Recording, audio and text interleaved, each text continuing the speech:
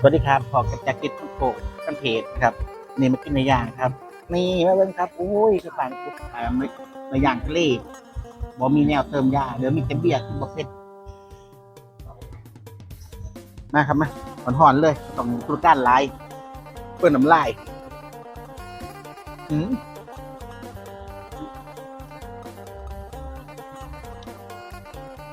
หอนครับ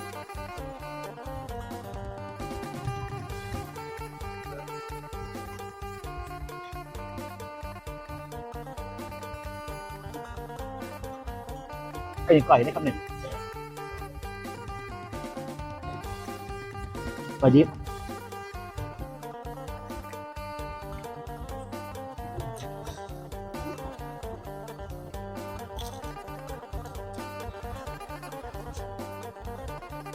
กุ้ง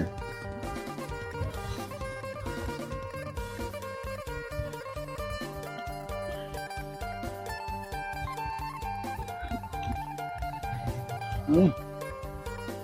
อืมเกี่ยวบ่ทันใจอืม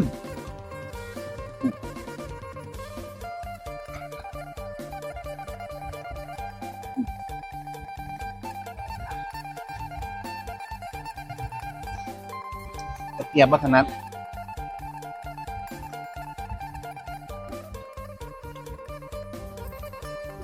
มามา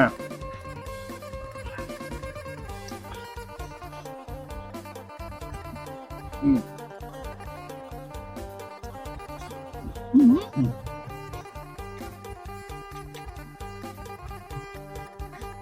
เห็ดหูหนูใส่มือเลย คนร้ายใต้เขากำลังแสบครับกำลังแสบเป็นทูหนูอืมนี่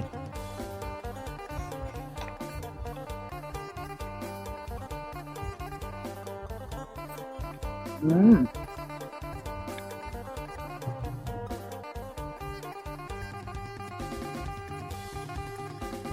อืมจ้ะกลุ่มครับก็ไม่ถนัดประเดี๋ยวใส่มือรับคนร้ายอย่างไอ้เขาใส่มือเอา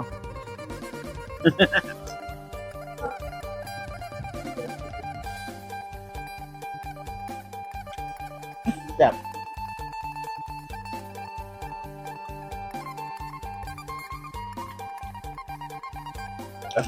มาเลยครับ